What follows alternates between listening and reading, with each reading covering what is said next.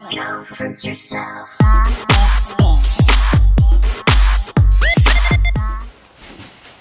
Hey Fruit Bats, it's Freelee the Banana Girl here. Welcome to another episode. So today's topic is menstruation, monthlies, period, whatever you like to call it.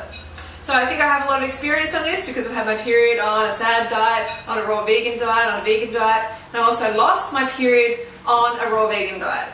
So when I first came to 100% raw food diet, raw vegan diet, that was back in 2007, January. And as soon as I came onto the lifestyle, like within the first month, I lost my period. It was gone. And I was like, yes, get out of here. I don't want to see you ever again. Don't come back now, you hear? That's how I was, because I was so excited to get rid of it, because I'm coming from this past of heavy period, pain, discomfort, depression associated with my menstrual flow, because I'm eating animal products and I'm eating junk food and everything like that. So I was very, very happy. So the period went away for 9 months, and then I fell off the wagon.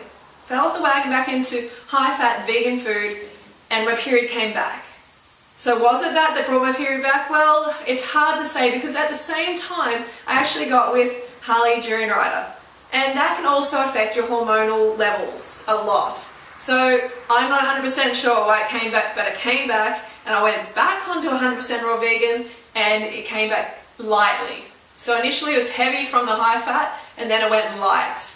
And light as in about half a cup of a menstrual cup of blood each day for a couple of days, and then the third day it was basically gone. So I was only having a period for like 3 days, and that's how it was for years and years and years. And it was great. I didn't know when it was coming because it was so, painless when it was there. I hardly even knew I had it. It was fantastic. So rewind back to, why I lost my period in the first place. I think because I was coming from taking a contraceptive pill for 7 years. Every day for 7 years. So my hormonal levels were quite crazy. So what I feel is that my period, when I took out the meat and dairy and the junk food, my body finally had the energy, the vitality to start cleaning house, to start balancing out my hormones. And a lot of people are like, oh, but that's unhealthy. No, you need your period. What's going on? That's terrible. But is it? Well, a lot of people don't know. And all I can go on is my instincts and my feeling at the time that it felt good. It felt right, and at the time I think it needed to happen for my body to balance out. One thing that is really, really important is to find out, if you do lose your period, are you still ovulating? And for some reason, I just instinctively felt like I was still ovulating because I felt so good. And that's another thing.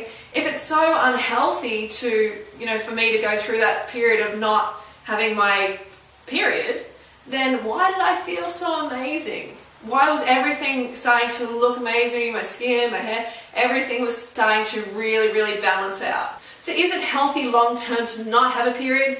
Well, there's a lot of different opinions on this, and I don't claim to have all the answers. I can only share my own experience. What I do believe is healthy is a light flow, and that's what has been observed in primates and nature. So that light flow, mega light, and not painful. I always thought when I was young, I'm like, why is this so painful? Why did God, why did nature inflict this awful pain on us females every month? It doesn't seem right. That's what my intuition said, even from a very young age.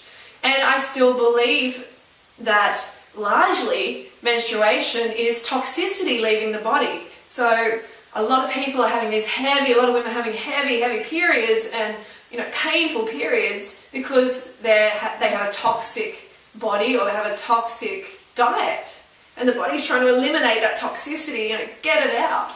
Because I used to have blood clots, clots of blood I used to pass with my menstruation, and that just, it was a lot to do with fat. So another thing is, if you're having a high-fat diet, okay, if you're having a high-fat diet, then your menstruation is definitely going to be heavier and more painful. This is what I have experienced whenever I've increased the amount of fat in my diet, even on a 100% raw food diet. So you must keep the fat low if you want a light flow and if you want pain-free periods. So there's also amenorrhea, which is like low body fat, when women lose their period due to low body fat. Is that healthy? I don't 100% know, but usually it's done by, it happens to women who, you know, are exercising excessively or starving themselves, so generally not. At the end of the day, if you're having a heavy period, if you're having a painful period, then get on 100% high carb, raw vegan diet as soon as you can. Cooked vegan, high carb cooked vegan diet is good. It is not the best though.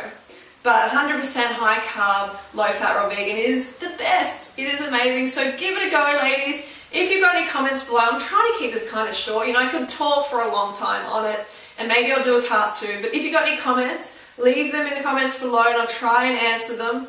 And I'm thinking about tomorrow's video now. So if you found this information helpful, then please take a moment to press the like button. It helps me to spread the message. Don't forget to go fruit or yourself, and I'll see you then. Bye.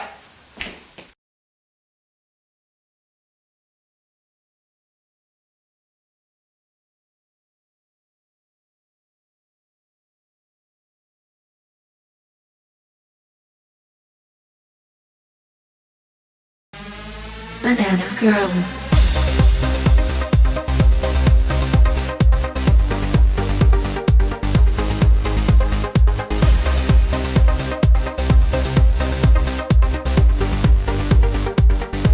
Go fruit yourself.